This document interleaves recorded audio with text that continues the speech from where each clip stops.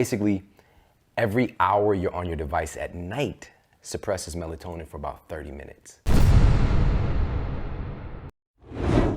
Let's chat about all the things you need to do during the day before the night even starts to make sure you get a good night's sleep. Number one, exercise. You know, it sounds crazy, but physical activity improves the quality of your sleep and extends its duration. So even if you're only going out for a 10-minute brisk walk, do it. Morning, night, evening, it doesn't matter. Get your physical activity.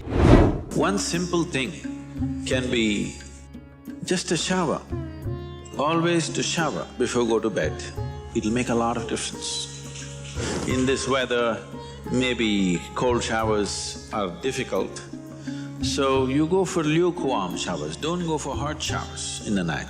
Go for lukewarm showers. It makes you alert. So you will think, oh, I cannot sleep. It doesn't matter, you will sleep 15–20 minutes or half an hour later, but you will sleep better because it will take away certain things. When you shower, it is not just the dirt on the skin that you're taking away. Have you noticed if you're very tense and anxious, whatever, just a shower, you came out, it feels like almost the burden has been taken away from you? Have you not noticed this? So it's not just about washing the skin. A whole lot of things happen when water flows over your body. This shower is a very rudimentary buddhi shuddhi because over 70% of your body is actually water. If you run water over it, a certain purification happens, which is beyond cleaning the skin.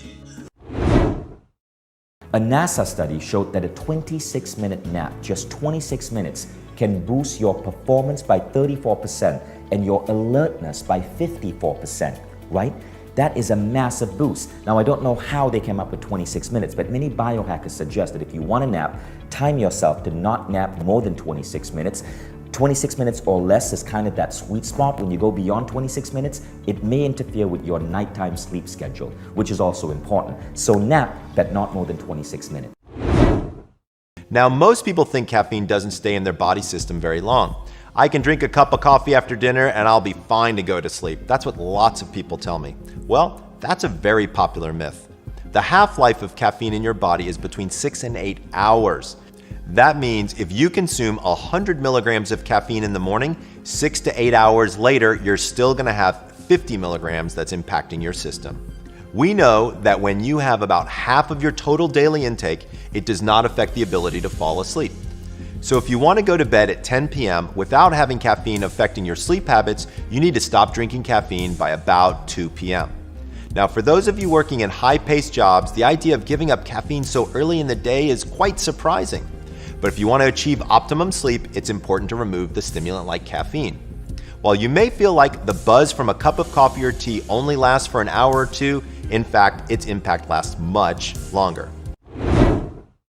So light coming into your eye will communicate with receptors at the back of the eye that are not actually communicating with the visual cortex that help us see, but that are communicating with the master clock.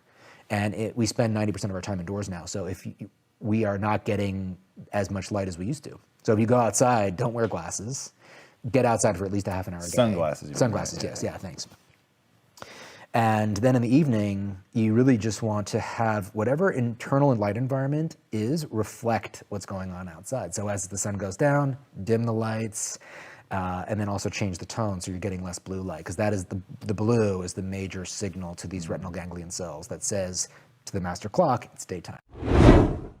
Harvard researchers have confirmed that blue light exposure from our favorite devices, our iPads, our iPhones, Androids, tablets, televisions, they do in fact suppress your melatonin substantially. Because your body essentially thinks the sun's out? Is that the problem? So we have photoreceptors that are always trying to gauge what time it is, right? Because our bodies are wired up to be in sync with nature. But only recently, like literally just the past few decades, have we been able to manipulate and basically create a second daytime, right? So your body's it doesn't really know how to figure it out. And so the blue and white spectrum specifically are the ones that are more similar to daylight. And so what it's doing is, and so here's what the researchers found. Basically, every hour you're on your device at night suppresses melatonin for about 30 minutes, right? So if you're on your, you watch a movie, a 3-hour movie, for example, your melatonin is going to be suppressed. Even if you go to bed right after, you're not producing adequate melatonin for about an hour and a half. And so again, you can be unconscious from sheer physical exhaustion, but you're not gonna go through your sleep cycles efficiently. And so just be mindful of that. What I encourage people to do is to give yourself a screen curfew, just 30 minutes, all right? I don't wanna make this complicated, just 30 minutes. But here's the rub. We are addicted to our devices, like straight up. We just need to be honest. I am, we all are, you know. Basically, it's because of this dopamine loop, right? Dopamine is so powerful, so interesting. Dopamine is one of the things I truly feel has helped to create our civilization as it is, because it drives us to seek, right? Dopamine drives us to seek and to grow and to find, to discover. The internet is perfect for manipulating this, because every time you look for something, you find something. Especially social media. You seek, find, seek, find. You produce the dopamine that drives you to look. But why do you keep going is every time you find something, you get a little bit of a hit from your opioid system. Like, it's like this slow drip, right, of morphine. And so it starts to like feel really good.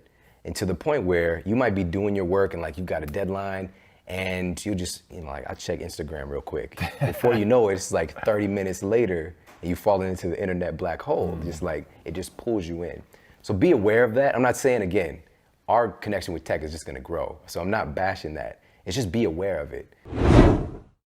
Utilize some blue light blockers. And so for your desktops, laptops, things like that, you can get an app called Flux that pulls out the most troublesome sleep-sucking spectrum of light from your screen. It basically cools your screen off. And it's a simple app. You set it and forget it. It's totally free. You just go to Dr. Google, type in f.lux, and a couple clicks and it's on your device. I've been using it for maybe 5 or 6 years. I love it. And for your telephone, you know, your cell phone, we've got on the iPhones built in now is night shift. With Androids, the best one out there from my research is one called Twilight. You know, so there's options for everybody. And then what about the ambient light at night, or if you're watching a movie? Again, I don't get too neurotic about it, but if this is a problem for you and you're not sleeping as well as you could be, or your results, your body composition not changing, you're not getting that blood pressure down, you're not having that focus you need through the day, then you might want to address this. We keep it cool. Your brain actually needs to drop its temperature by about 2 to 3 degrees Fahrenheit to initiate sleep. And that's the reason that you will always find it easier to fall asleep in a room that's too cold than too hot. I've seen people use cold pads. Yeah. Have you seen those? You sleep on these cold pads? What do you think of those? Yeah, I mean, the evidence is pretty good that cooling the body actually works. They've, you know, in the book I write about a series of studies where they had people in, it's almost like a wetsuit, but it has all of these veins running through it. And they could actually perfuse warm or cold water into any part of the body, hands, core of the body, feet, and so that you could exquisitely manipulate the temperature of any part of the body. And what they found is that they could effectively cool the body down, and it instantaneously made people fall asleep faster, and it gave them deep non-REM sleep, that sort of restorative sleep for the body. Bed by 10:30 at least, maybe a little bit earlier, because here's the problem. There's a circadian rhythm that occurs. And when you go to bed past 10:30, let's say 11:30 or 12 especially, you missed the make-break point. In other words, you may have to wait up to an hour to even 90 minutes before you catch the next wave, because these hormones go in cycles up and down. So if you missed out on that circadian wave, all of a sudden you can't sleep. You maybe already know that. Like, you might get tired around 9:30 and like, man, if I just went to bed now, I could just sleep. And then all of a sudden you wake up. That's what I'm talking about. So you want to get to bed by 10:30, because the optimum time of that circadian wave is about 10:45, 11 o'clock. That's when your body drifts off into a sleep. So I consistently go to bed at that time, and I can drift off very fast. But if I go to bed like 12, I'll be laying there for an hour. I want you to use the 5-second rule. And if you don't know what that is, I wrote an entire book about this simple free thing called the 5-second rule. I'm going to teach it to you right now. It's a 5-second brain hack you can use to interrupt stressful thoughts. And it's particularly effective when you wake up in the middle of the night and your mind is spinning. So you wake up in the middle of the night, you have negative, scary thoughts or stressful thoughts. You're just going to count to yourself 5, 4, 3, 2, 1.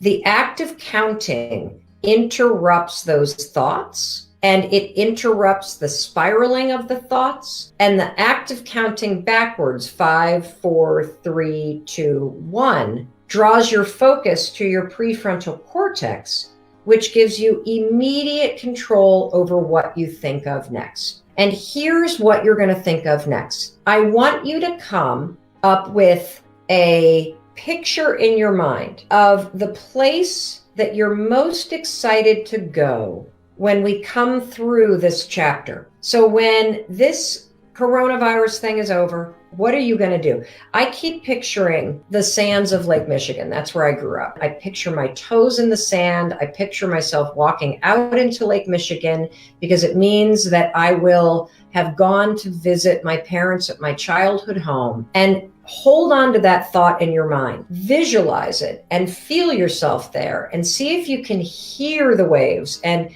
see if you can see the colors and transport yourself there. And what's going to happen is you close your eyes and you visualize that very amazing place that you love to be, is your mind is going to settle down. And anytime those nasty thoughts come up, 5, 4, 3, 2, 1, and draw your focus right back there. And you will slowly start to drift off to sleep.